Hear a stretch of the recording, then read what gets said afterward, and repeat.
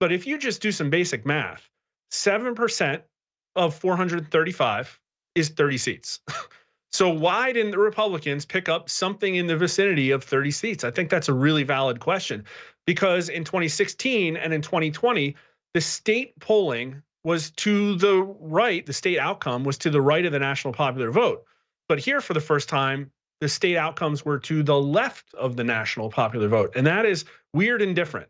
And so I think that the question that Republican voters should be asking themselves for the next 4 years is, how come Trump changed like 10 million people's minds, inspired new people to come out and vote for him that never have, inspired switch voters all across the country in almost every state? How come just in the battlegrounds, those particular states only moved to the right 1 or 2 points? I think that's a very valid question. My advice for the good of the country is for Donald Trump coming in. He's got a very strong agenda that he ran on that people want to see. That's why they voted for him. But listen, it's a problem for both sides. He needs to go on an election integrity jihad. And I don't know if that means appointing a czar. I don't know if that means somehow sanctioning states that have shown that they're unwilling to investigate these things. But the fact is that there is a ton of evidence courts could be looking at, and they haven't at all. And we're the only pollsters that follow this, because how can we be right?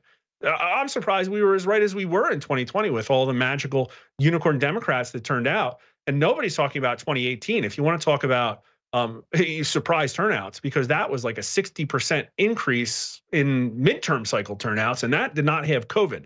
So how did that happen? And it's really wild. Trump said on the Sunday right before the election that they're trying like hell to steal it, close quote. And he said we need to go back to paper ballots. Absolutely. We need Trump to not just deal with the border and World War III and the economy and energy and everything else. We need him up front to come in and have an election integrity commission that's got good people on it, and then reform our election system that is a mess. 100%. And I'll tell you, you were watching Tuesday, and the numbers across the board, I was blown away by how far everything was moving to the right. And yet, looking at the battlegrounds, same kind of thing as 2020. Oh, why isn't he doing better there? Oh, why isn't anybody calling anything? Why didn't they call Georgia yet? Oh, why isn't Fulton County dropping their numbers yet? And there was a really tense period there. Listen, 8%, 7%, call it 7%. Trump moved the country to the right, 7%. That's like in the teens of millions of people across every single state. And yet we're looking there, and the Rust Belt had not reported. There were 3 states, very few results in, and yet Governor Shapiro got up and talked about how hard vote counting is and how everybody should temper their expectations, and Kamala Harris sent people home from her party. And it looked to me like for about a half hour, 45-minute period, there were no results coming in at all in the Rust Belt states. And I was looking at those Democrat cities. I was looking at numbers from Philadelphia. They'd only returned like a quarter of the vote. Pittsburgh, very few. Detroit, I think it was in the 30s or 40s. So there are all these outstanding blue city results coming in, and yet Trump was up 4, 5, 6 points in these states, not in Pennsylvania, but the other 2. And then I saw Madison and Milwaukee. And Milwaukee, I think, was only 30 or 40% return. Madison, somebody had dumped the Madison results. There was like 90% in. And this is me, listen, maybe I'm scarred by the PTSD of 2020, and not even talking about what candidate won or not, just the absolute surprise that despite the polling, everything was wild and the calls happened and the pipes burst, right? I thought that potentially the counting was going to stop, and yet it didn't. And I wonder why. I think she had to sweep all 3 of them, and they did not have enough Democrat votes in Wisconsin. That's conjecture. I don't want people to rake me over the coals, but this is the same kind of assessment that American voters are making when they see all this stuff in the news media. It did come, in my opinion, really close right there. And I've heard that it got kind of frantic down in Mar-a-Lago. So whatever happened, we'll probably never know.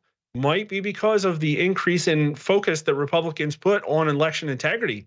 But Trump, again, should have done, in my opinion, with the massive shift to the right in the national popular vote, should have done better down ballot, should have been a lot less of a touch and go thing for that hour in the middle of election night. And I do think it's a good thing for the country that Donald Trump did have a resounding win. Let's unpack what you said, Mark Mitchell, the head of polling there at Rasmussen, the #1 most accurate polling agency, hands down, in the world, before this election, but totally nailing it to the exact numbers, just over the top accuracy. We have the footage in Pennsylvania and Michigan and Georgia, and again, midnight, all these trucks pulling up, all these cars pulling up with California plates, Rhode Island plates, trying to carry in these magic ballot boxes, but there were so many Trump lawyers and people inside. At a certain point, they just said, let's not even try it. They tried the exact same thing. We were on the air at 10 o'clock at night, 11 o'clock Eastern. We saw it stop when Trump was ahead in the key battlegrounds. Owen and I both said, looks like they're about to try it again. Trump better get out there and talk about this. But at some point, they blinked. As you said, all those states were unified, doing the same thing at the same time. The counting magically stops, just like in 2020. I thought they might start putting up the paper over the windows, but this time the Trump people had sued. They weren't able to keep them out. And so I think in the face of the police and the poll watchers and the lawyers, they went, we just can't do this anymore. This is too obvious. And boom, then we saw Trump win. I mean, I think that's not even conjecture. That's what happened. 100%. And if history's any guide, the MAGA movement, conservatives, they can't count on this just lucking out again next time. There needs to be, like I said, an absolute jihad. We are still within the statute of limitations for 2020. They can be frozen, in my understanding, about filing suits. And just off the top of my head, because we track this, and I don't know all the specific details, I'm the pollster, right? Is that there are at least 3 things, very specific things, that a little bit of transparency and some hard questions, maybe a court hearing or 2, would help us get to the bottom of. For instance, who paid for those freaking mail trucks? For instance, I'm pretty sure there's a stash of ballots in Atlanta under lock and key right now that a human needs to look at.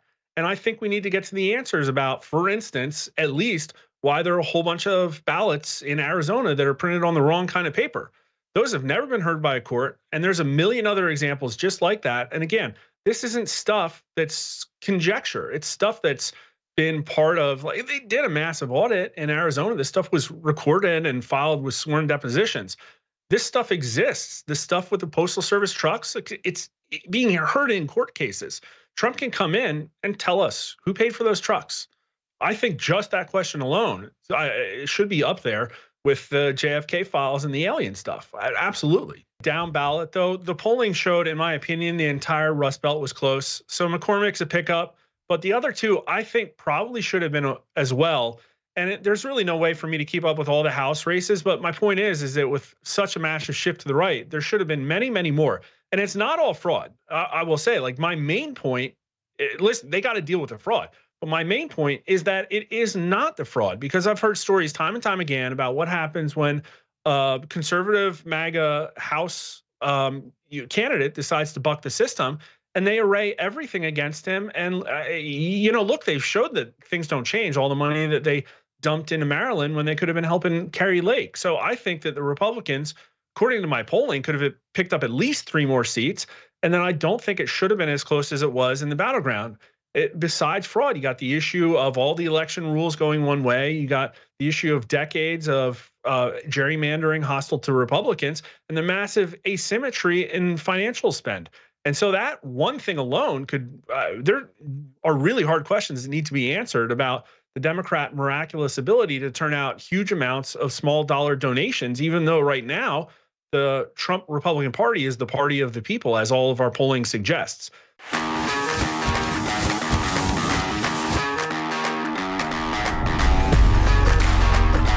Up and the equal in